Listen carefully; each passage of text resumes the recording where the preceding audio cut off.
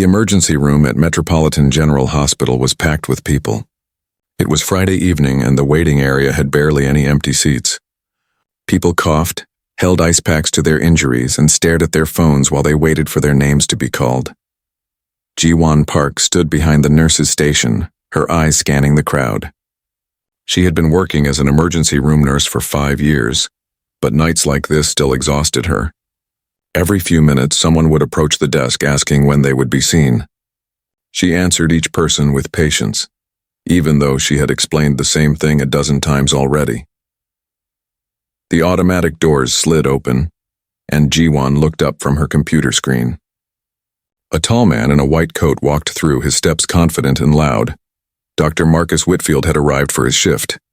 He was a senior physician at the hospital, someone who had worked there for over 15 years. Most of the staff knew him well. Some respected him. Others simply avoided him when possible. Dr. Whitfield walked to the nurse's station without greeting anyone. He picked up the patient chart on top of the pile and flipped through it quickly. His expression showed boredom mixed with annoyance. Busy night? He asked no one in particular. Very busy, Ji-won replied. We have several people who have been waiting for over an hour. Dr. Whitfield shrugged. They can wait a bit longer. Most of these people don't have real emergencies anyway. Ji-won bit her tongue. She had heard him say things like this before. It bothered her, but he was a senior doctor. Speaking against him could cause problems for her career. The automatic doors opened again. This time a woman walked in slowly, one hand pressed against her chest. She was a black woman who looked to be in her 50s. She wore a nice navy blue dress and a pearl necklace. Her gray hair was styled neatly and she carried a leather purse over her shoulder. Despite her elegant appearance, pain was clear on her face. The woman walked to the registration desk. Ji-won watched as the receptionist handed her a clipboard with forms. The woman filled them out carefully, her hand shaking slightly as she wrote. When she finished, she brought the forms back and took a seat in the waiting area. Ji-won pulled up the new patient's information on her computer. The woman's name was Eleanor Hayes. She was 56 years old. Under the reason for visit, she had written, chest pain, difficulty breathing, pain in left arm. These symptoms made Ji-won's heart beat faster. They were classic signs of a heart attack. Chest pain always meant a patient should be seen quickly. It was one of the most important rules in emergency medicine. Dr. Whitfield, Ji-won called out. We have a new patient with chest pain. She needs to be seen right away. Dr. Whitfield looked up from his phone. He glanced toward the waiting room, his eyes finding Eleanor Hayes. He stared at her for a moment, then turned back to Ji-won with a smirk. Chest pain? He said loudly enough that other staff members could hear. Let me guess. She wants pain medication. Ji-won felt her stomach tighten. She listed chest pain, difficulty breathing, and pain in her left arm. Those are cardiac symptoms. Dr. Whitfield laughed. It was not a kind sound. They always come in on Friday nights, he said, shaking his head. Every single week. They know exactly what to say to get moved to the front of the line. A young nurse standing nearby giggled nervously. Another staff member smiled and looked away. Ji-won did not find it funny at all. Doctor, she looks like she's in real pain, Ji-won said quietly, trying to keep her voice professional. I'm sure she does, Dr. Whitfield replied, his voice dripping with sarcasm. They're all great actors. Trust me, I've seen it 1,000 times. She's probably drug-seeking. She'll wait her turn like everyone else, Ji-won wanted to argue. But Dr. Whitfield had already walked away toward another patient. She looked back at Eleanor Hayes in the waiting room. The woman sat very still, her eyes closed, taking slow breaths. She had both hands pressed against her chest now. 20 minutes passed. Ji-won kept watching Eleanor. The woman's face had become slightly gray. Small beads of sweat appeared on her forehead. These were dangerous signs. Ji-won approached Dr. Whitfield again. He was finishing up with a teenager who had a sprained ankle. Dr. Whitfield, the chest pain patient, looks worse. I really think, did I ask for your medical opinion? Dr. Whitfield interrupted. His voice was sharp. I told you she'll wait. I have real patients to see first. Ji-won's face flushed. Other staff members had heard the exchange. No one said anything. She walked back to her station, feeling helpless and angry at the same time. Another hour passed. The waiting room slowly emptied as patients were called back. Eleanor Hayes remained in her seat, patient and silent. She had not complained once. She had not come back to the desk to ask when she would be seen. She simply sat there, suffering quietly. Dr. Sumin Choi, a young resident doctor, approached Ji-won's station. She was new to the hospital, still in her first year of training. "That woman over there," Dr. Choi whispered, nodding toward Eleanor. "She doesn't look good. Has anyone checked on her?" "Dr. Whitfield said she's drug-seeking," Ji-won replied quietly. "He won't see her yet," Dr. Choi frowned. "But chest pain is supposed to be priority. That's what they taught us in medical school." "I know," Ji-won said, "but he's the attending physician. We have to follow his judgment." Dr. Choi looked like she wanted to say more, but she stayed quiet. She was too new to challenge a senior doctor. Ji-won understood. She felt the same way. Another 30 minutes crawled by. Ji-won could not stop glancing at Eleanor Hayes. The woman had started to lean forward in her chair, as if sitting up straight was becoming too difficult. Her breathing looked more labored now. Finally, Dr. Whitfield called out Eleanor's name. He said it with clear irritation in his voice, as if doing her a favor by finally seeing her. Eleanor stood up slowly, using the arm of the chair to push herself up. She walked toward the examination rooms with careful steps, like each movement required great effort. As she passed the nurse's station, Ji-won got a closer look at her. The woman's lips had a slight blue tint. Her skin looked clammy. These were serious warning signs. "Room 4, Dr. Whitfield said, not looking at Eleanor as he pointed down the hallway. Eleanor nodded politely and walked to the room. She moved with dignity despite her obvious pain. There was something about her presence that Ji-won noticed. The woman did not seem like someone who complained or caused drama. She seemed educated, calm, and composed. Yet Dr. Whitfield had dismissed her completely based on nothing but his assumptions. Ji-won watched Eleanor disappear into the examination room. Dr. Whitfield followed behind her, his posture casual and unconcerned. Before entering, he turned to another nurse and said loudly, "Let's get this over with." "I'm sure it's nothing," the nurse laughed. Ji-won did not. She returned to her paperwork, but her mind stayed on the woman in room 4. Something felt very wrong about this entire situation. She had worked in emergency medicine long enough to trust her instincts. Her instincts were screaming at her right now. In the waiting room, Eleanor's empty seat remained. Her purse had left a slight indentation in the cushion. Ji-won stared at that empty seat and felt a deep sense of worry settle in her chest. She did not know yet just how right her instincts were. She did not know that in a few hours everything would change. She did not know that the quiet, dignified woman in room 4 was about to turn the entire hospital upside down.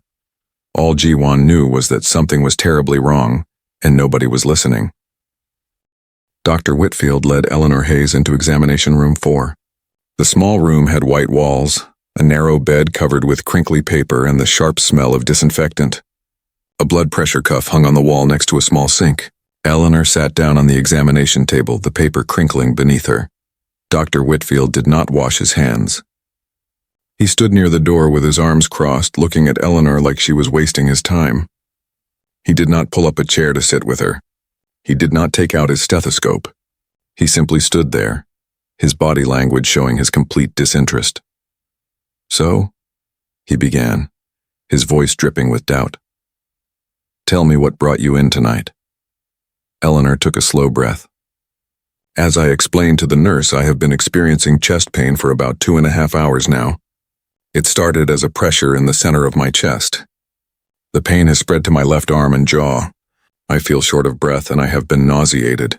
I am sweating even though I feel cold." Dr. Whitfield barely wrote anything down on his clipboard. "Uh-huh. And what did you eat for dinner?" Eleanor paused, confused by the question. "I had a salad at a conference earlier. But this does not feel like indigestion. I know the difference." "Everyone thinks they know the difference," Dr. Whitfield said with a slight laugh. "But usually it is just acid reflux or stress. Are you stressed about anything?" "No more than usual," Eleanor replied calmly. "But I have never felt anything like this before. I really think something is wrong with my heart." Dr. Whitfield rolled his eyes so obviously that Eleanor could not miss it. "Everyone who comes in here thinks they are having a heart attack.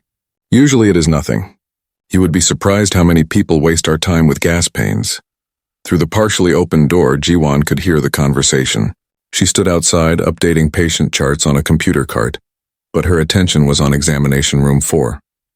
She felt her stomach twist with anger and worry. Dr. Sumin Choi, a young resident doctor, was standing nearby reviewing x-rays. She could hear everything, too. Her face showed concern, but she remained quiet. Inside the room, Dr. Whitfield finally approached Eleanor. He pulled out his stethoscope but barely listened to her heart. He placed it on her chest for maybe 5 seconds before putting it back around his neck. "Sounds fine to me," he declared. "Should we not do an EKG?" Eleanor asked carefully. "Given my symptoms and family history?" Dr. Whitfield's face hardened. "Are you a doctor?" Because I am the doctor here," he interrupted. "I went to medical school. I have been practicing for 20 years. And I am telling you that you do not need an EKG. What you need is to stop reading WebMD and self-diagnosing." Eleanor's hands gripped the edge of the examination table. Ji-won could see her knuckles turning pale even from outside the room. But the woman kept her voice steady. "I am not trying to tell you how to do your job. I am just concerned because these symptoms match what I have read about heart attacks in women." "Oh, now you are an expert on heart attacks?" Dr. Whitfield laughed. "Let me guess. You read some article on the internet? Maybe saw something on a talk show?" He turned toward the door, raising his voice so others could hear. "This is what I deal with every day. Patients who think Google makes them doctors." A few staff members in the hallway laughed uncomfortably. Dr. Choi looked down at her shoes. Ji-won felt anger rising in her chest, but she did not know what to do. Speaking against a senior doctor could cost her job. Dr. Whitfield turned back to Eleanor. "Look, I will order some basic tests to make you feel better. But I am telling you right now this is probably just indigestion, maybe some anxiety. A lot of women your age experience anxiety and think it is something more serious." Eleanor's jaw tightened, but she said nothing. Dr. Whitfield continued his examination, if it could even be called that. He pressed on her stomach briefly. He checked her blood pressure quickly. He looked in her eyes with a light for barely a second. The whole examination took less than 5 minutes. "Your blood pressure is a bit high, but that is probably because you are worried," he said, pulling off the blood pressure cuff roughly. "I am going to order some blood work and maybe an X-ray, but honestly I think you will be fine. You probably just need to relax and maybe lose some weight. Being overweight puts stress on the heart, you know." Eleanor's face remained calm, but Ji-won could see the hurt flash in her eyes. The woman was not even overweight. She was perfectly healthy looking for her age. But Dr. Whitfield had to add one more insult to his pile of disrespect. "I will have the nurse take your blood," Dr. Whitfield said, already moving toward the door. "Then you can go back to the waiting room. This will take a while. You might want to just go home and follow up with your regular doctor on Monday. This is really not an emergency." "But the pain is getting worse," Eleanor said, her voice finally showing strain. "Please, I really think something serious is happening." Dr. Whitfield stopped at the door and turned back. His face showed pure annoyance now. "Ma'am, I have been doing this for a long time. I know a real emergency when I see one. You are not having a heart attack. You are not dying. You are probably just having panic attack or heartburn. Now, if you want to stay and wait for the tests, fine, but stop being so dramatic about it." He walked out of the room without another word. As he passed Ji-won in the hallway, he muttered loudly enough for several people to hear. "Medicaid patients. They always think they are dying." Eleanor had not even mentioned her insurance. Dr. Whitfield had simply assumed she was poor based on the color of her skin. Amy, the young nurse from earlier, giggled at his comment. Another technician smiled and shook his head as if agreeing. Ji-won felt disgusted with them and with herself for staying silent. Dr. Choi finally spoke up, her voice soft and uncertain. "Dr. Whitfield, should we not follow the chest pain protocol?" "The guidelines say—" "I know what the guidelines say, Dr. Choi," he snapped at her. "When you have been practicing as long as I have, you will learn that not everything is by the book. You develop instincts, and my instincts tell me this woman is fine." Dr. Choi's face turned red and she went quiet again. She looked like she wanted to say more but could not find the courage. Ji-won understood that feeling completely. Ji-won entered the examination room to draw Eleanor's blood. The woman sat very still on the table, staring at the wall. Her hand was still pressed against her chest. Up close, Ji-won could see that Eleanor was sweating despite the cool temperature of the room. Her lips had a slightly grayish tint that worried Ji-won deeply. "I am so sorry," Ji-won whispered as she prepared the needle and tubes. "I tried to get him to see you sooner." Eleanor looked at her with kind eyes. "It is not your fault, dear. I know you tried. I heard you. Do you have family I can call?" Ji-won asked. "Someone who should be here with you?" I am here for a medical conference, Eleanor explained softly. My husband is back home in Baltimore. I was supposed to give a presentation tomorrow morning. She winced as another wave of pain crossed her face. I do not want to worry him unless it is really serious. Ji-won gently took Eleanor's arm to draw blood. The woman's skin felt cold and clammy. All of Ji-won's nursing training screamed that this patient was in danger. But what could she do? Dr. Whitfield had made his decision, and he was the one with the authority.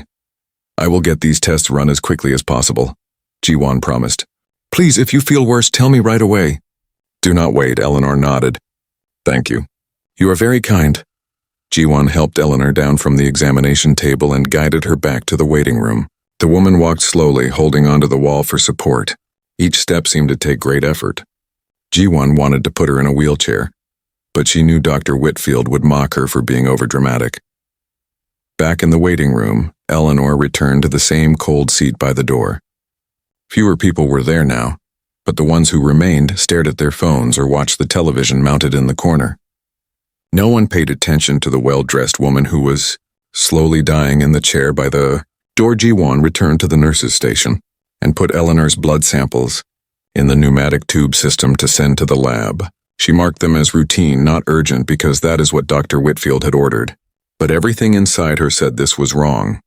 Every instinct she had developed over 5 years screamed that this woman needed immediate care. She looked across the emergency room at Dr. Whitfield. He was laughing with another doctor about something.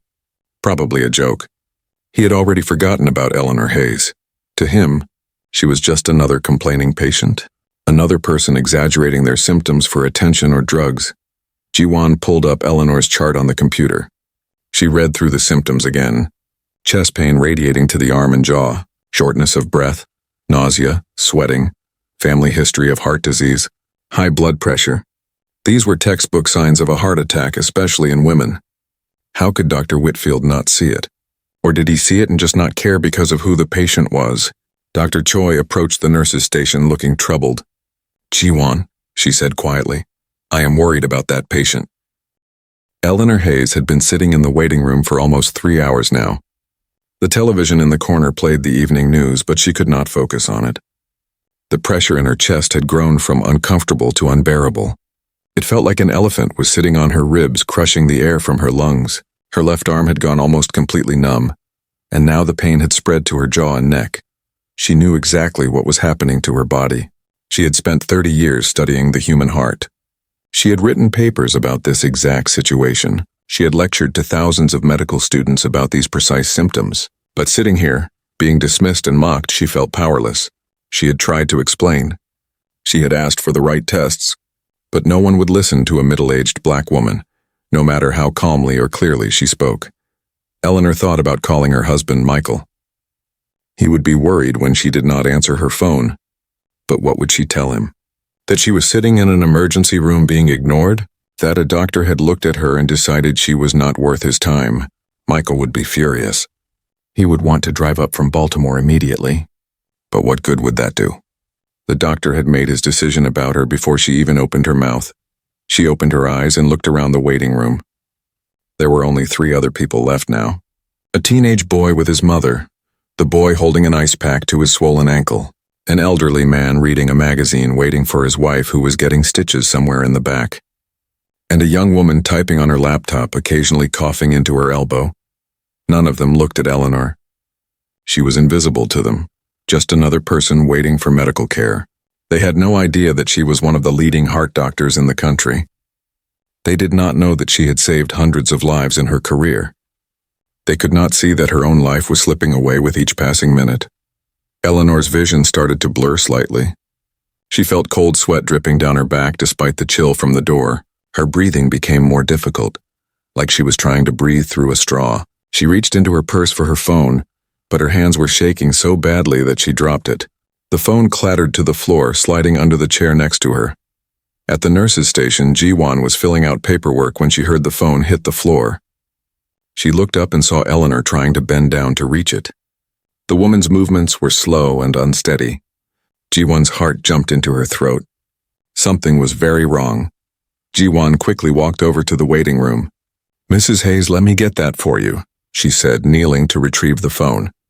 When she looked up at Eleanor's face, fear shot through her body. Eleanor's lips had a blue tint now. Her skin looked gray under the fluorescent lights. Her eyes were unfocused. "Mrs. Hayes, are you okay?" Ji-won asked, even though she could clearly see the woman was not okay. Eleanor tried to speak, but only a whisper came out. I cannot breathe." Those were the last words Eleanor Hayes spoke before her eyes rolled back in her head. Her body went limp and slid sideways in the chair. Ji-won lunged forward to catch her before she hit the floor. The woman's dead weight nearly knocked Ji-won over, but she managed to lower Eleanor to the ground as gently as possible. "Code Blue. Code Blue," Ji-won shouted as loudly as she could. "I need help here now." The emergency room exploded into action. Dr. Choi came running from the nurse's station. Another nurse named Marcus appeared from a side hallway with a crash cart. The teenage boy and his mother jumped up from their seats, backing away in shock. The elderly man dropped his magazine, his mouth open in horror. Ji-won checked Eleanor's pulse. It was there, but barely. Weak and irregular. Eleanor was still breathing, but each breath was a struggle. Her chest rose and fell in short, desperate gasps. Ji-won tilted Eleanor's head back to keep her airway open while Dr. Choi slid in next to her. "What happened?" Dr. Choi asked, pulling out her stethoscope. "She collapsed," Ji-won said quickly. "She is the chest pain patient. The one Dr. Whitfield saw an hour ago." Dr. Choi's face went pale. She listened to Eleanor's heart, and Ji-won could see the fear in the young doctor's eyes. "Get Dr. Whitfield now," Dr. Choi ordered. "And someone bring me the EKG machine immediately." Marcus wheeled the crash cart over while another nurse ran to find Dr. Whitfield. Amy, who had laughed at Dr. Whitfield's earlier jokes, stood frozen a few feet away, her face white as a sheet. She looked like she might throw up. Dr. Whitfield came around the corner, looking annoyed at being interrupted. When he saw the scene on the floor, his expression changed. The smugness disappeared, replaced by shock and then anger. But Ji-won could not tell if he was angry at the situation or at himself. "What is going on?" he demanded, kneeling beside Eleanor. "The patient you examined," Dr. Choi said, her voice shaking slightly. "She collapsed. Weak pulse, difficulty breathing, lips are cyanotic." Dr. Whitfield's jaw clenched. He pulled out his stethoscope and listened to Eleanor's heart. Even Ji-won could see his face change as he heard what he was listening to. His eyes widened and his movements became urgent instead of casual. "Get her on oxygen now," he barked. "I need that EKG machine here yesterday. Prepare the cardiac catheterization lab. This is a massive heart attack." The words hung in the air like an accusation. A massive heart attack. The exact thing Eleanor had been trying to tell him for 3 hours. The exact thing he had dismissed as indigestion or drug-seeking behavior. The exact thing he had mocked her for suggesting. The team worked quickly, attaching oxygen to Eleanor's face, hooking up monitors to her chest, starting an IV line in her arm. The EKG machine was wheeled over, and sticky electrodes were placed on Eleanor's chest. The machine began printing out the readout, a long strip of paper covered in jagged lines. Dr. Whitfield grabbed the EKG strip as it printed. Ji-won watched his face as he read it. She saw him close his eyes for just a moment, saw his hand tremble slightly. The EKG showed exactly what Eleanor had suspected. A major heart attack was in progress, and it had been happening for hours while she sat in the waiting room being ignored. "We need to move her to the cath lab now," Dr. Whitfield said, his voice tight. "Call upstairs and tell them we have an emergency STEMI coming up. Every second counts." Staff members rushed around, preparing to move Eleanor. A gurney was brought over and several people carefully lifted her onto it. The teenager and his mother watched in stunned silence. The elderly man had his hand over his mouth, looking horrified. The young woman with the laptop had stopped typing and was staring with wide eyes. As they prepared to wheel Eleanor away, her purse fell off the chair where she had been sitting. The contents spilled across the waiting room floor. Lipstick rolled under a chair. A pack of tissues scattered. A pair of reading glasses skidded across the tile. And several cards and identification badges slid in different directions. Ji-won bent down to gather the items, not wanting to leave the woman's personal belongings scattered on the floor. Her hands were shaking as she picked up the lipstick and glasses. Then she reached for one of the ID badges that had slid near her feet. She picked it up and looked at it. Her breath caught in her throat. She blinked, thinking maybe she was reading it wrong. But no, the words were clear. The badge was a hospital identification card with Eleanor's photo. Under her name it read, Dr. Eleanor Hayes, MD, FACC, Chief of Cardiology, Johns Hopkins Hospital. Jiwon's hands began to shake even harder. She picked up another card. This one was a business card with the same name. It listed several impressive titles: Professor of Medicine, Director of Women's Heart Health, Board Member of the American Heart Association. Another card fell from the pile. This one showed Eleanor as a board member of the American College of Cardiology. Another identified her as a peer reviewer for the Journal of the American Medical Association. Another showed her as a consultant for the National Institutes of Health. Oh my God, Jiwon whispered, her voice barely audible. Dr. Choi had seen Jiwon's face change. She walked over quickly. What is it? What is wrong? Jiwon handed her the hospital ID badge with shaking hands. Dr. Choi looked at it and her face went completely white. Her mouth opened but no sound came out. She looked from the badge to the gurney where Eleanor lay unconscious, then back to the badge. Is that real? Dr. Choi finally managed to say. Jiwon nodded, unable to speak. She gathered all the cards and IDs carefully, her mind reeling. The woman they had just left sitting in the waiting room for 3 hours was not just any patient. She was one of the most respected cardiologists in the entire country. She literally wrote the protocols for treating heart attack patients. She had probably trained half the cardiologists currently practicing in major hospitals. Marcus, the male nurse helping with the gurney, noticed Jiwon and Dr. Choi standing frozen. What is it? He asked. What did you find? Jiwon held up the hospital ID badge so he could see it. Marcus's eyes went wide. No way, he breathed. That cannot be right. It is right, Jiwon said, her voice hollow. That is really her. Word began to spread like wildfire through the emergency room. Staff members crowded around to see the identific. The cardiac catheterization lab on the 4th floor was already prepared when Eleanor arrived. The team of specialists had been alerted and were waiting in their sterile gowns and gloves. Bright lights hung over the operating table where Eleanor was quickly transferred from the gurney. Machines beeped and hummed around her, monitoring every aspect of her failing heart. Dr. Whitfield stood outside the lab, unable to enter. He was not a cardiac specialist, and the cath lab team would handle the procedure. He watched through the glass window as the team worked to save Eleanor's life. His face was pale and sweat beaded on his forehead despite the cool hospital air. Inside the lab, Dr. Patricia Kim, the head of cardiology at Metropolitan General, worked with swift precision. She had been called in from home when the emergency code came through. She threaded a thin catheter through Eleanor's artery, guided by X-ray imaging on the screens above. She was looking for the blockage, the clot that was killing Eleanor's heart muscle with each passing second. There, Dr. Kim said, pointing to the screen. Complete occlusion of the left anterior descending artery. It has been blocked for hours by the look of it.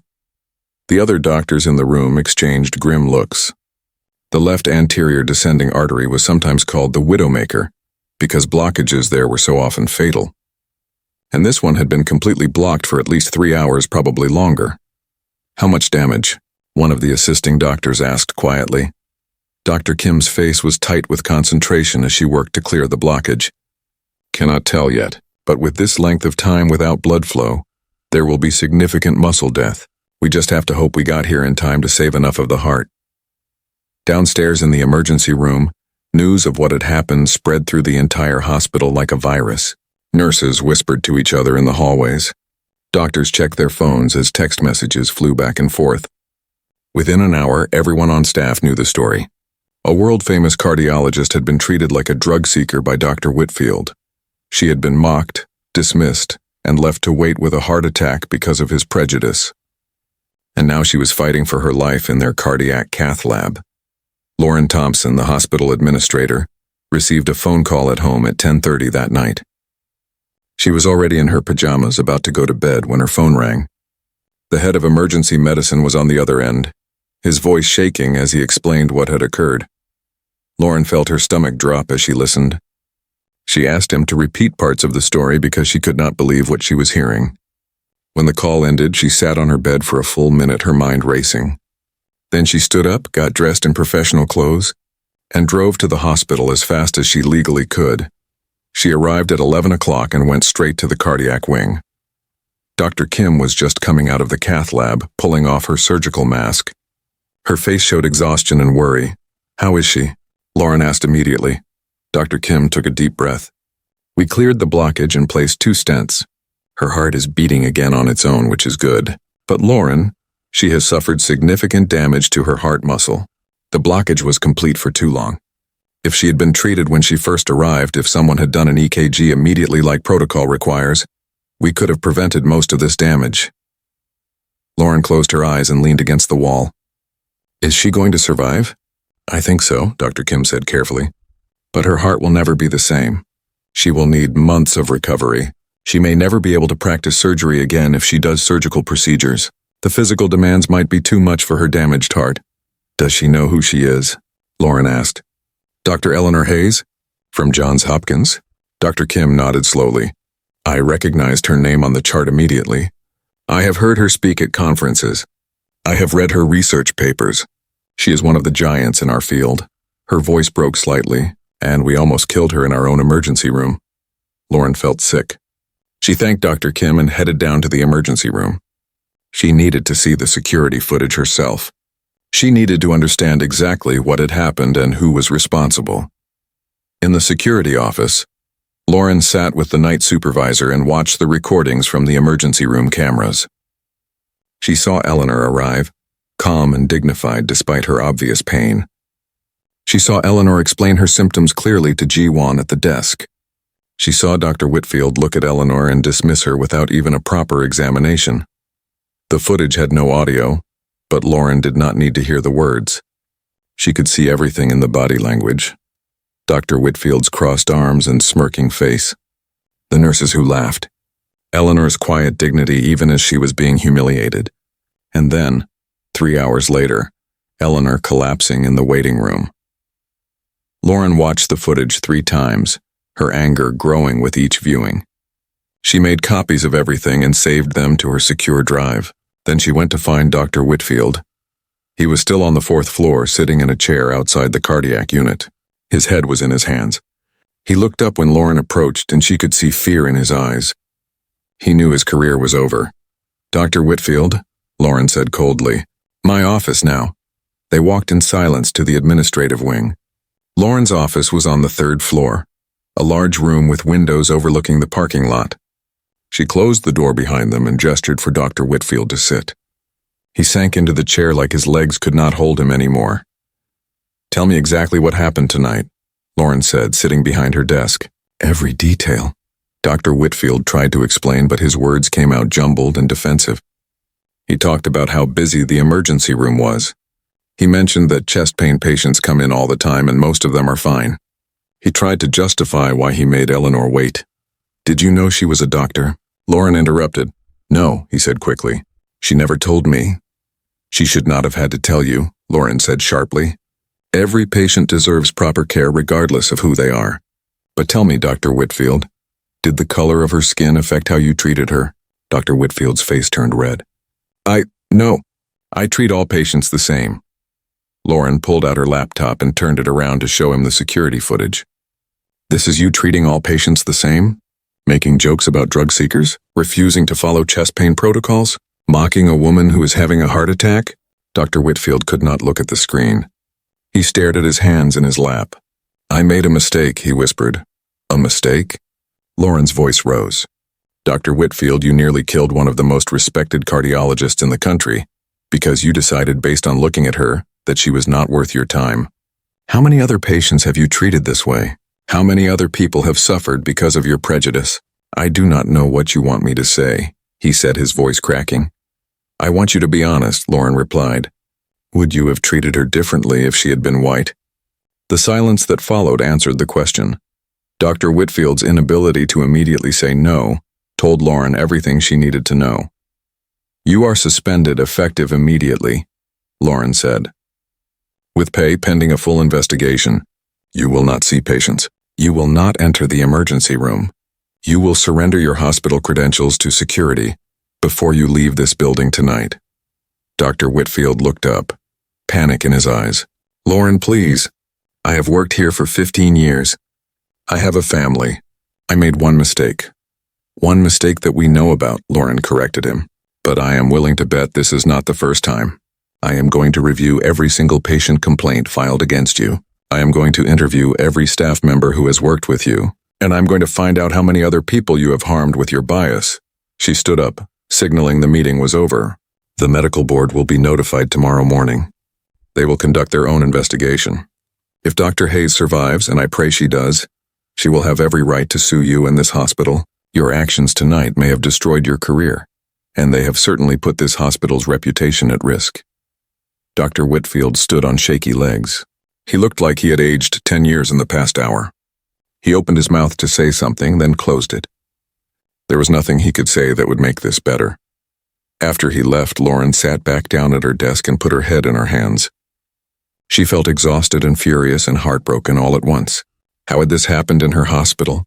How had a culture developed where a doctor could treat a patient with such obvious cruelty, and other staff members would laugh along? She knew the answer, though she did not want to admit it. This had not started tonight. This was the result of years of small prejudices, tiny acts of bias that had been ignored or excused. Staff members who stayed silent when they witnessed discrimination, complaints that were not taken seriously, a system that protected doctors over patients. Lauren typed back a quick thank you and then stood up. She needed to start making calls. The medical board needed to be notified tonight, not tomorrow morning. The hospital's legal team needed to be woken up. The public relations department needed to prepare a statement in case the media got wind of this story. But first, she needed to go to the ICU and see Eleanor Hayes for herself. She needed to sit with this woman who had been failed so badly by... Eleanor Hayes opened her eyes 3 days later. The first thing she saw was the white ceiling of the ICU room. The second thing she noticed was the dull ache in her chest and the tubes attached to her arms. For a moment she felt confused. Where was she? What had happened? Then it all came rushing back. The conference, the chest pain, the hospital, the doctor who would not listen, the waiting room, and then nothing. Everything after that was blank. A nurse noticed her eyes were open and came quickly to her bedside. "Dr. Hayes, welcome back," the nurse said with a kind smile. "You are at Metropolitan General Hospital. You had a heart attack. Can you tell me your name?" "Eleanor Hayes," she said softly, her voice hoarse from the breathing tube that had been removed the day before. "What day is it?" "It is Monday morning," the nurse replied, checking Eleanor's vital signs. "You came to our emergency room Friday night.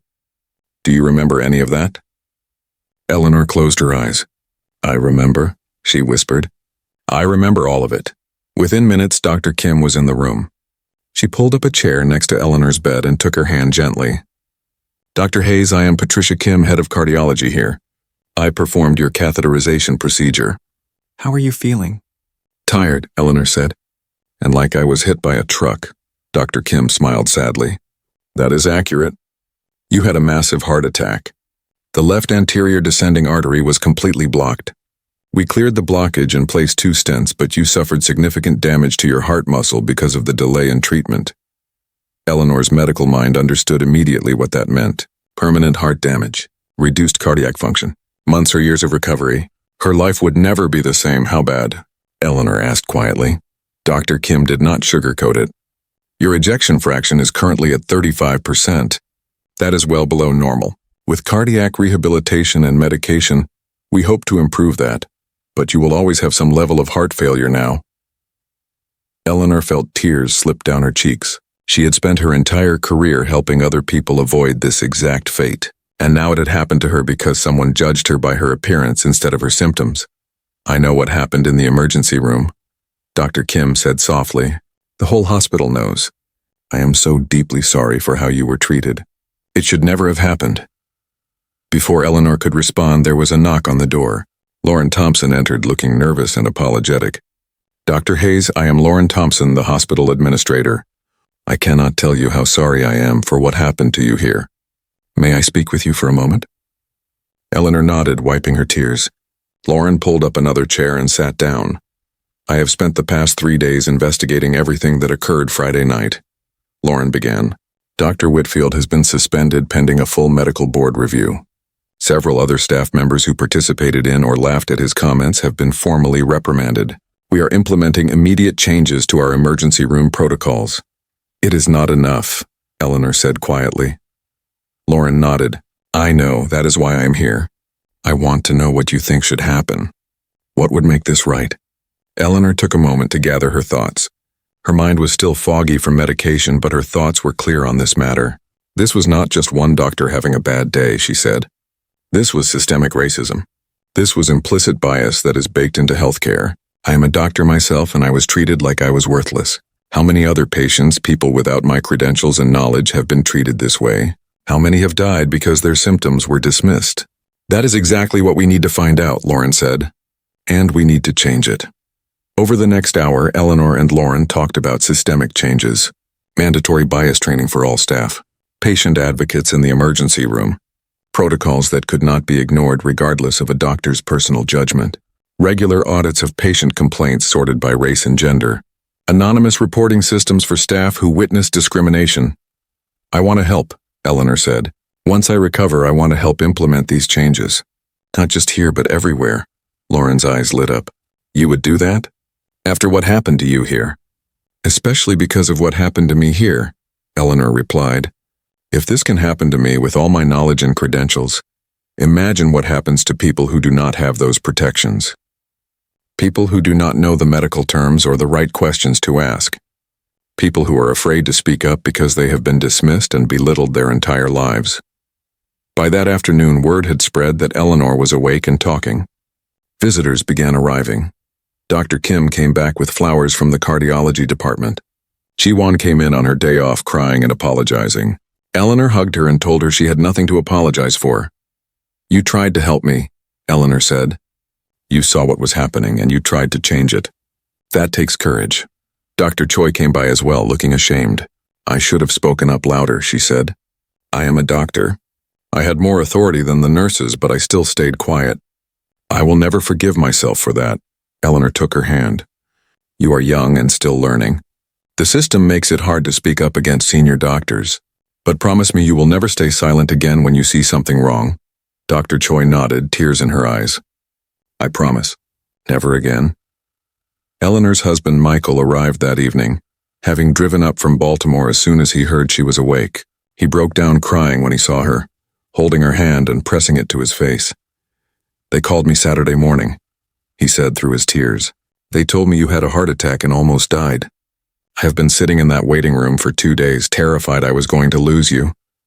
I am okay, Eleanor said softly, though they both knew that was not entirely true. I am alive. I read the news reports, Michael said, his voice turning angry. I know what that doctor did to you. I want to sue him. I want to sue this entire hospital. Maybe, Eleanor said. But first I want to change things.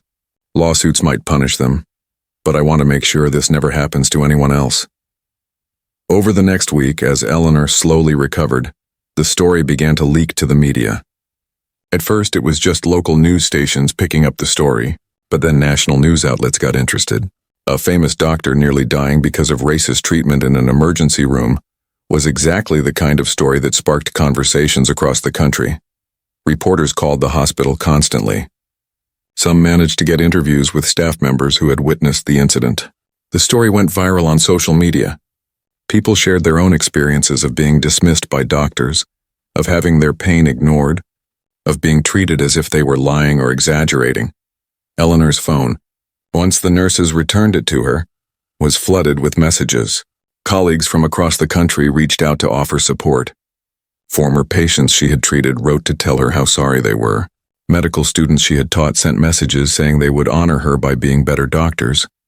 But there were also messages from strangers. Black women who had experienced the same dismissal Eleanor had faced. Latina mothers whose children's symptoms had been ignored. Asian Americans told they were overreacting. Indigenous people who avoided hospitals altogether because of how they had been treated in the past. Each message broke Eleanor's heart a little more. This was not a unique incident. This was a pattern repeated in hospitals across the nation every single day. People were suffering and dying because of bias, prejudice, and racism in healthcare. One message in particular stuck with her. It was from a woman named Shanice Williams. She wrote, "My mother died of a heart attack 2 years ago. She went to the emergency room 3 times in 1 week complaining of chest pain. Each time they told her it was anxiety and sent her home. The 3rd time she died in the parking lot before they would even check her in. She was only 52 years old. Your story could have been her story, except you survived because eventually they found out who you were. My mother never got that chance. She was just a black woman working 2 jobs to support her kids. Nobody cared enough to listen to her. Eleanor read that message over and over again. She thought about Shanice's mother dying in a parking lot, dismissed and ignored. She thought about how many other mothers, daughters, sisters, and wives had suffered the same fate. She made a decision right then that she would dedicate the rest of her career, however long her damaged heart would allow her to work, to fixing this broken system. When journalists finally tracked down Dr. Whitfield for comment, he released a brief statement through his lawyer. I deeply regret the events that occurred and the pain I caused Dr. Hayes. I'm taking time to reflect on my actions and seek education on implicit bias in healthcare. Lauren Thompson held a press conference on Thursday, 1 week after the incident. She stood in front of the hospital with reporters crowded around her. We failed Dr. Eleanor Hayes in the most fundamental way a hospital can fail a patient, she said, her voice steady but full of emotion. We allowed bias and prejudice to interfere with medical care, and it nearly cost a brilliant doctor her life. We are implementing sweeping changes to ensure this never happens again, but we also 3 months after the heart attack, Eleanor Hayes stood at the entrance of Metropolitan General Hospital. She was nervous, which surprised her. She had given presentations to thousands of people before. She had lectured at the most prestigious medical schools in the world, but walking back into this building, where she had almost died, made her heart race, and not in a good way. Her cardiologist back at Johns Hopkins had cleared her for light work. Her heart function had improved to 40%, which was better than expected, but still far from normal. She tired easily now. Climbing a single flight of stairs left her breathless. She had to take 6 different medications every day. Her life had changed completely, but she was alive, and she was determined to make her survival mean something. Lauren Thompson met her in the lobby with a warm smile. Dr. Hayes, thank you so much for coming back. I know this cannot be easy for you. Please call me Eleanor, she said, shaking Lauren's hand. And you are right. It is not easy, but it is necessary. They walked together through the hospital corridors. Eleanor noticed that many staff members recognized her. Some looked away, embarrassed or ashamed. Others met her eyes and nodded respectfully. A few stopped to apologize directly. Eleanor accepted each apology with grace, though inside she felt a complicated mix of emotions. The conference room was filled with hospital staff. Doctors, nurses, technicians, administrators, and support staff all crowded into the space. There were not enough chairs, so many people stood along the walls. When Eleanor entered, the room fell completely silent. Eleanor walked to the front and stood behind the podium. She looked out at all the faces watching her. She saw Jiwon sitting in the front row, her eyes already wet with tears. She saw Dr. Choi near the back sitting up very straight and attentive. She did not see Dr. Whitfield, which was just as well. She was not ready to face him yet. Good morning, Eleanor began, her voice steady. 3 months ago, I walked into your emergency room having a heart attack.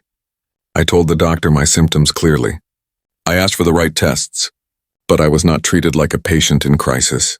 I was treated like a problem, an inconvenience, a liar. The room was so quiet that Eleanor could hear the ventilation system humming.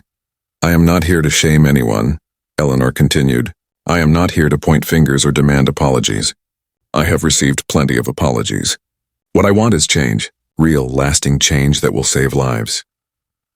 For the next hour, Eleanor spoke about implicit bias in healthcare. She shared statistics that made people shift uncomfortably in their seats. Black women were 3 times more likely to die from pregnancy complications than white women. Black patients received less pain medication than white patients for the same injuries. Doctors spent less time with minority patients. Symptoms described by women were more likely to be labeled as emotional or psychological. These are not just numbers on a page, Eleanor said. These are real people, real families, real lives lost because of bias that most of you do not even know you have. She told them about Shanice Williams' mother, the woman who died in the parking lot.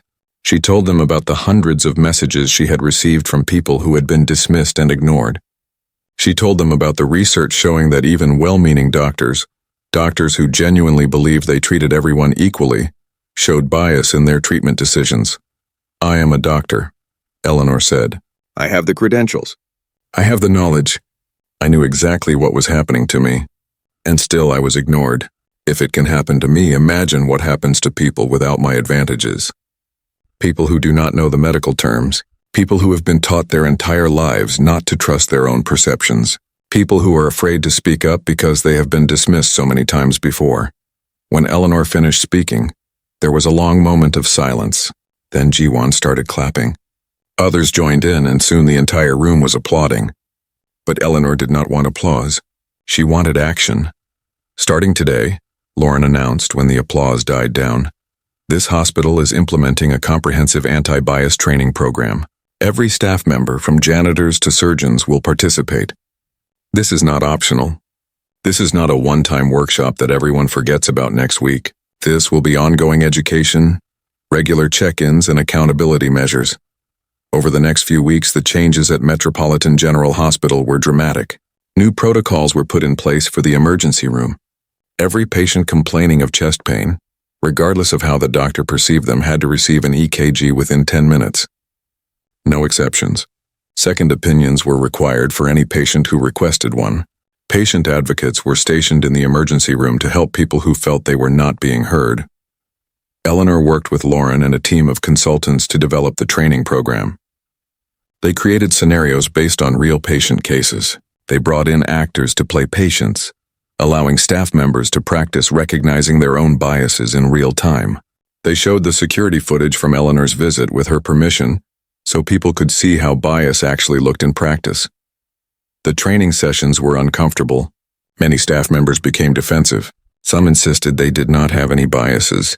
Others argued that they treated everyone the same and did not see color. Eleanor had to explain over and over that unconscious bias was exactly that. Unconscious. You did not have to be a bad person to have biases. You just had to be human and raised in a society that had taught you stereotypes since childhood. Dr. Amy Chen, the young nurse who had laughed at Dr. Whitfield's jokes, came to Eleanor after one training session. She was crying. "I am so ashamed," she said. "I laughed. I actually laughed when he mocked you. What kind of person does that make me?" Eleanor handed her a tissue. "It makes you human, and it makes you someone who was caught up in a toxic culture. But what matters now is what you do going forward. Will you laugh next time, or will you speak up?" "I will speak up," Amy said firmly, wiping her tears. "I promise. Never again." The story of Eleanor's experience continued to spread beyond Metropolitan General. Other hospitals reached out, asking for help implementing similar programs. Medical schools wanted Eleanor to speak to their students. Professional organizations invited her to conferences. What had started as a personal tragedy was becoming a movement, but the movement came at a cost. Eleanor tired easily.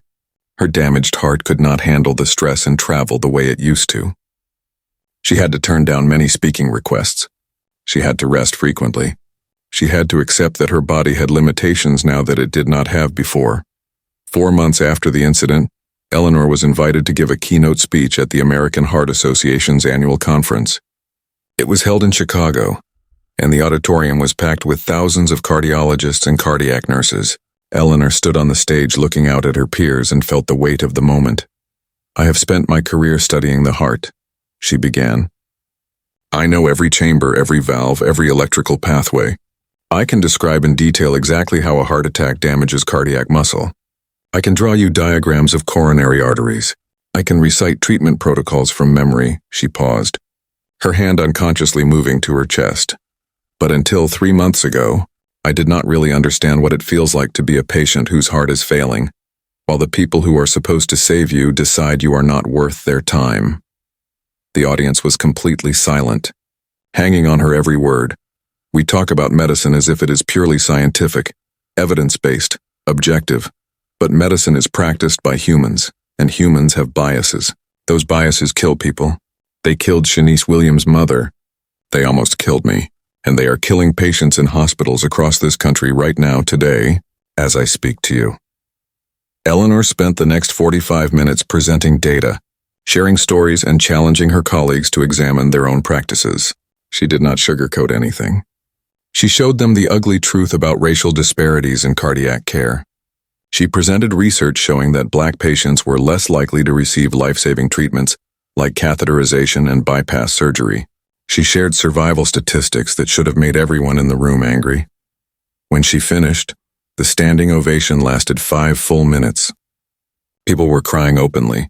Several prominent cardiologists approached her afterward, sharing their own experiences with bias or admitting they had never really thought about the issue before. Dr. James Morrison, a white male cardiologist who had been practicing for 30 years, shook Eleanor's hand with tears in his eyes. "I am ashamed to admit this," he said, "but I have probably done exactly what Dr. Whitfield did. Maybe not as blatantly, but I have made assumptions about patients based on how they looked. I have dismissed symptoms. I thought I was being a good doctor, using my clinical judgment, but I was really just acting on my biases." "What will you do differently now?" Eleanor asked him. That conversation was repeated dozens of times that day. Eleanor left Chicago exhausted but hopeful. Change was possible. It would not happen overnight, and it would not be easy. But it was possible. Back home in Baltimore, Eleanor continued her recovery and her advocacy work. She partnered with Johns Hopkins to create a Center for Equity in Cardiac Care.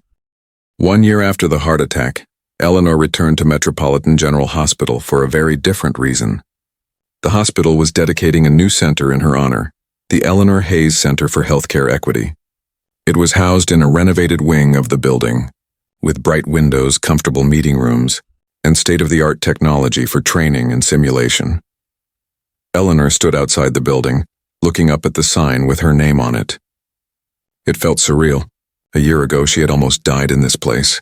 Now they were naming a center after her. She did not know whether to feel honored or sad that such a center was even necessary. Lauren Thompson gave her a tour of the facility before the dedication ceremony. They walked through rooms where staff would receive bias training. They saw the simulation lab where actors would play patients, allowing healthcare workers to practice difficult conversations and recognize their own prejudices. They visited the research wing where data on patient outcomes would be analyzed and studied. "We have already seen changes," Lauren said as they walked. "Patient satisfaction scores are up, especially among minority patients. Complaint rates about dismissive treatment are down by 60%. And most importantly, we have caught several serious conditions early because staff members are actually listening to patients now instead of making assumptions." Eleanor nodded, but her face was thoughtful. "What about the staff members who resisted the training? The ones who insisted they did not need it?" Lauren sighed. "Some of them came around once they saw the data and heard patient stories. Others, well, they chose to work elsewhere. And honestly, that might be for the best. If someone is not willing to examine their own biases and do better, maybe they should not be in healthcare." They entered a room where photographs covered the walls. They were pictures of patients who had agreed to share their stories of being dismissed or mistreated in healthcare settings. Each photo had a short caption telling their story. Eleanor stopped in front of one that showed an elderly Latino man. The caption read, "Miguel Reyes, age 72, went to emergency room complaining of severe abdominal pain. Doctor assumed he was exaggerating because of cultural differences in pain expression. Actually had a ruptured appendix. Nearly died from peritonitis because of delayed treatment." Eleanor moved to the next photo, a young black woman holding a baby. Simone Jackson, age 25, told nurses after giving birth that she could not breathe and felt something was wrong. Nurses said she was just anxious about being a new mother. She had a pulmonary embolism. She survived, but only barely. There were dozens of photos. Each one represented a real person who had been failed by the healthcare system. Eleanor felt tears sliding down her face as she read story after story. "This is why we do this work," Lauren said softly. "Every one of these people deserves better. They all deserve to be believed, to be heard, to be treated with dignity." The dedication ceremony began at 2 o'clock. The auditorium was filled with hospital staff, community members, local politicians, and medical professionals from across the region. Eleanor sat on the stage, her husband Michael beside her holding her hand. The mayor of the city spoke first, praising the hospital for its commitment to equity. Then Lauren gave a speech about the changes implemented over the past year. Finally, it was Eleanor's turn to speak. She stood at the podium and looked out at the crowd. She saw familiar faces. G1 sitting with other nurses from the emergency room, Dr. Choi in the front row with a notebook, Dr. Kim smiling encouragingly. She also saw faces she did not recognize, people who had come to hear her story and learn from it. A year ago, Eleanor began, I walked into this hospital as a patient in crisis. I left in an ambulance fighting for my life. What happened to me that night should never happen to anyone, but it does happen. Every single day in hospitals across this country, patients are dismissed because of the color of their skin, their gender, their accent, their size, or their economic status. She spoke about the past year of recovery, both physical and emotional. She talked about the therapy she had needed to process the trauma of being ignored while dying. She shared how hard it had been to trust doctors again, even though she was a doctor herself. The physical scars on my heart will never fully heal, Eleanor said. The emotional scars are deeper still, but I have chosen to transform this pain into purpose. This center represents that choice. She explained the center's mission: to train healthcare workers to recognize and combat their biases, to conduct research on health disparities, to advocate for patients who struggled to advocate for themselves, and to create protocols that ensured equitable care for everyone. But a building is not enough, Eleanor continued. Training programs are not enough. We need a fundamental shift in how we think about healthcare. We need to see every patient as a complete human being, worthy of our best care, not just the ones who look like us or remind us of ourselves. When Eleanor finished speaking, she invited several patients to the stage to share their own stories. Shanice Williams spoke about her mother's death, her voice breaking as she described watching her mother suffer and be ignored. Miguel Reyes talked about his near-death experience with the ruptured appendix. Simone Jackson, now holding her toddler, described the terror of knowing something was wrong after giving birth but having no one believe her. Each story was painful to hear. Each story made people in the audience shift uncomfortably. But that discomfort was necessary. Change required facing uncomfortable truths. After the ceremony, Eleanor stood in the lobby greeting people. Many wanted to shake her hand or thank her. Some shared their own experiences with healthcare bias. Others were healthcare workers who promised to do better. Then Eleanor saw someone she had not expected to see. Dr. Marcus Whitfield stood near the back of the lobby, half hidden behind a pillar. He looked thinner than she remembered, older somehow. His expensive watch was gone. He wore a simple suit and looked nervous. Their eyes met across the room. For a moment, neither of them moved. Then Dr. Whitfield slowly walked toward her. People nearby noticed and fell silent, watching to see what would happen. Dr. Hayes, he said quietly when he reached her. I am Marcus Whitfield. I do not know if you remember me. I remember, Eleanor said, her voice neutral.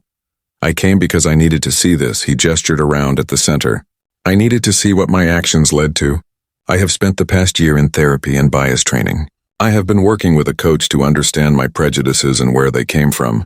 I have been reviewing every patient case I ever handled, looking for patterns in how I treated people differently. Eleanor said nothing, just waited for him to continue. I found those patterns, Dr. Whitfield said, his voice shaking. I found dozens of cases where I gave minority patients less time, less care, less benefit of the doubt. I found women whose pain I dismissed as emotional. I found elderly patients I patronized. I have been going back and contacting these patients, apologizing, trying to make amends. You cannot undo the harm you caused, Eleanor said. I know, he replied. I know I nearly killed you. I know I probably did harm others that I cannot even quantify. I have lost my medical license. I have lost my career. I have lost the respect of my colleagues and my family. And I deserve all of that. Eleanor studied his face. She could see genuine remorse there, real pain and regret. But she also remembered his smirk, his cruelty, the way he had made her feel worthless. Why are you telling me this? She asked. Because you deserved better, Dr. Whitfield said. Because I am sorry is not enough, but it is all I have to offer. Because I want you to know that what happened to you changed me. It destroyed me, but it also forced me to face who I had become. And I am trying to be better, even though I know it does not fix what I did. Eleanor took a deep breath. Forgiveness was complicated. She was not sure she was ready to forgive him.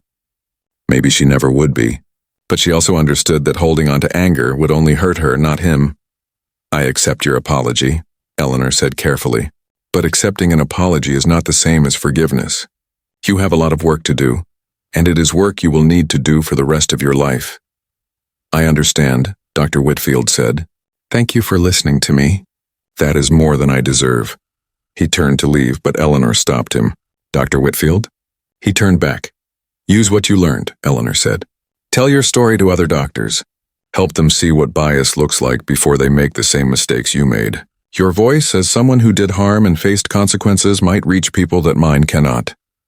Dr. Whitfield's eyes filled with tears. He nodded, unable to speak, and walked away.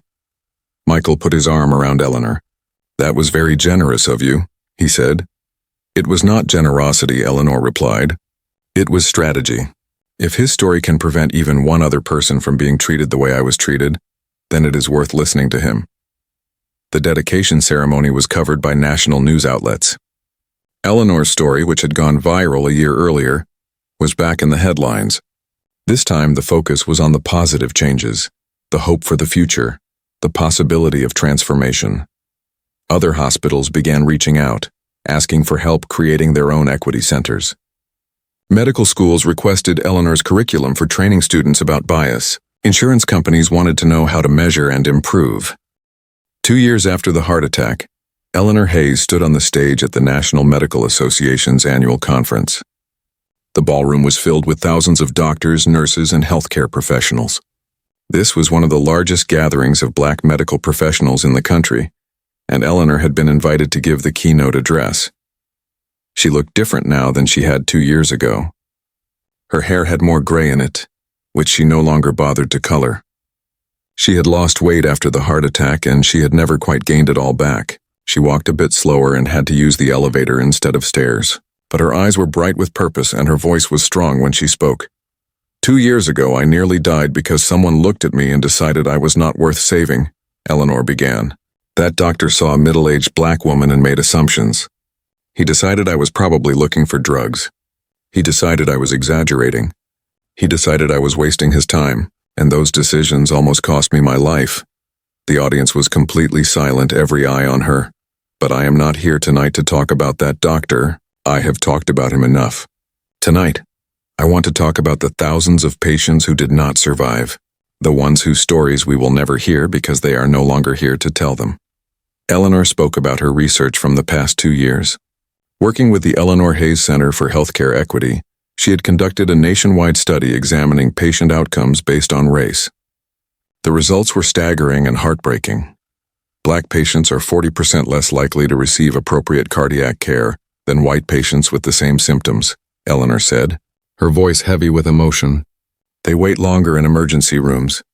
They receive less pain medication. Their symptoms are taken less seriously, and they die at higher rates from conditions that are completely treatable. She presented graph after graph, showing disparities in every area of healthcare: maternal mortality, cancer survival rates, diabetes management, surgical outcomes. Every single category showed the same pattern. Minority patients received inferior care and suffered worse outcomes. This is not happening because individual doctors are bad people, Eleanor explained. Most healthcare workers genuinely want to help everyone, but we are all products of a society that has taught us biases from birth. We absorb stereotypes about different groups of people, and those stereotypes influence our decisions, often without us even realizing it. She shared stories from the past 2 years of implementing equity programs. There was the hospital in Texas that discovered their Black patients were waiting an average of 2 hours longer than white patients for pain medication. There was the clinic in Ohio that found their doctors interrupted female patients twice as often as male patients. There was the emergency room in Florida that realized they were ordering drug screens for Latino patients at 3 times the rate of white patients with the same complaints. Awareness is the first step, Eleanor said. But awareness alone is not enough. We need systemic changes. We need accountability. We need to measure outcomes and address disparities head-on. The audience erupted in applause, but Eleanor held up her hand for quiet. She was not finished. I have received a lot of praise over the past 2 years for the work I have done. People call me brave. They call me an inspiration. But the truth is, I was lucky. I survived. I had the credentials and the platform to make my story heard. But for every Eleanor Hayes who survives and speaks out, there are 100 other people who die in silence. She told them about a project she had started called The Voices We Lost. It was a database of people who had died after receiving inadequate medical care due to bias. Each entry included their name, their story, and the circumstances of their death. The database already had over 5,000 entries and more were being added every day. These are not statistics, Eleanor said, her voice breaking. These are people. They were mothers and fathers. They were daughters and sons. They had dreams and plans and people who loved them. And they are gone because our healthcare system failed them. She showed a photo on the screen behind her. It was Shanice Williams's mother, smiling in a family photo. This is Margaret Williams. She died at age 52 in a hospital parking lot, after being turned away 3 times with a heart attack. She left behind 4 children and 6 grandchildren. Another photo appeared, a young Latino man in military uniform. This is Carlos Martinez. He survived 2 tours in Afghanistan. He came home with PTSD and chronic pain. When he went to the VA hospital for help, doctors assumed he was drug-seeking. He died by suicide at age 28 because his pain was never properly treated. More photos flashed across the screen, each one representing a life lost to bias and negligence. The audience sat in stunned silence, many people crying openly. "We have to do better," Eleanor said, tears streaming down her own face now. Not for me, not for the doctors and researchers in this room, but for them, for all the people who trusted us to care for them and whom we failed. When Eleanor finished her speech, the standing ovation lasted for 10 minutes. People lined up afterward to speak with her, to share their own stories of bias, to ask how they could help.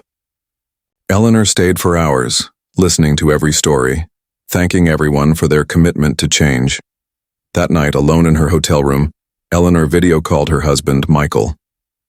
"How did it go?" he asked. "It was hard," Eleanor admitted. "Telling those stories, seeing those faces. It never gets easier." "You do not have to keep doing this," Michael said gently. "You have already done so much. No one would blame you if you wanted to retire, to rest, to take care of yourself." Eleanor shook her head. "I cannot stop, not yet. Every time I think about stepping back, I think about all those people in the database, all those lives lost. If I can prevent even one more name from being added to that list, I have to try." Over the next several months, Eleanor's work reached new heights. She testified before Congress about healthcare disparities. She met with the Surgeon General to discuss national initiatives. She partnered with the Centers for Disease Control to develop new protocols for emergency rooms across the country. The Eleanor Hayes Protocol became standard in hospitals nationwide. It required specific steps when treating any patient with potential cardiac symptoms: immediate EKG, regardless of the doctor's assessment, mandatory second opinion for any patient who requested one, and anonymous reporting systems for staff who witnessed bias. But Eleanor's proudest achievement was the scholarship program she established.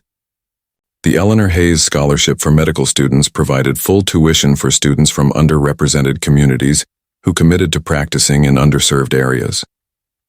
The first class of Eleanor Hayes scholars was 25 students. Within 5 years, it had grown to over 200 students across the country.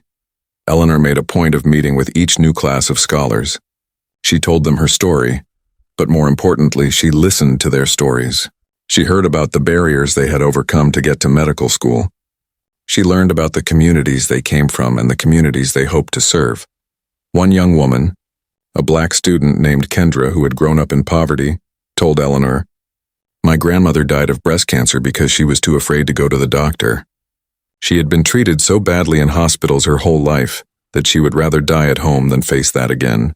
I am going to be the kind of doctor she could have trusted." Stories like that reminded Eleanor why the work mattered. Healthcare equity was not just about protocols and data. It was about trust.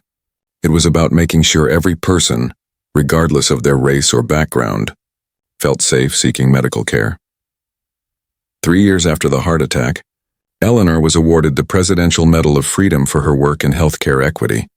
She stood in the White House, her husband and children beside her, as the president placed the medal around her neck. "Dr. Eleanor Hayes has transformed healthcare in America," the president said. "Her courage in sharing her own experience and her tireless work to ensure no one else suffers as she did has saved countless lives. She is a true American hero." "This medal is beautiful," she said, touching the gold medal on its ribbon. "But the real reward is every patient who receives proper care because a doctor took the time to examine their own biases. The real reward is every life saved because someone spoke up instead of staying silent. The real reward is the future we are building together, where healthcare is truly equitable for everyone." After the White House ceremony, Eleanor returned to Baltimore and to her work at Johns Hopkins. Her heart function had stabilized at 42%. Not perfect, but enough. Enough to keep teaching, enough to keep advocating, enough to keep fighting for change. She stood in the center she had built, surrounded by the photos of patients whose voices needed to be heard. She thought about how far they had come in 3 years.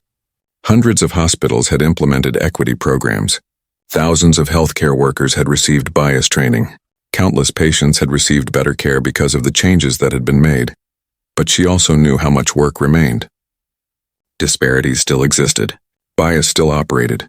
People still died preventable deaths because of the color of their skin or their economic status or their